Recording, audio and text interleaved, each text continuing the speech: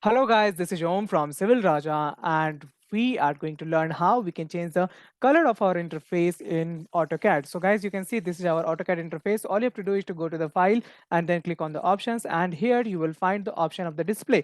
In this display section, you have to go for colors, and here you can see for all the context like the 2D model, sheets and 3D and all the things, we have different color combinations over here. So you have to go to the 2D model or whatever interface you are working with, and then you have to simply go for the uniform background, and then you can simply select the color. Like I want to go for the magenta color, then I can click on over here, and then I can change the color like this. I don't want to go for this color, by the way. I would like to keep it white, so I will go for it. Okay guys, so that was the way of changing the color. Now if you have like not installed our app yet, then Civil Raja is also available on the Google Play Store. You can go ahead and install it, and here you will get the complete session of the AutoCAD, so you can go ahead and learn with it. So guys, like, share and subscribe to our channel. Thank you.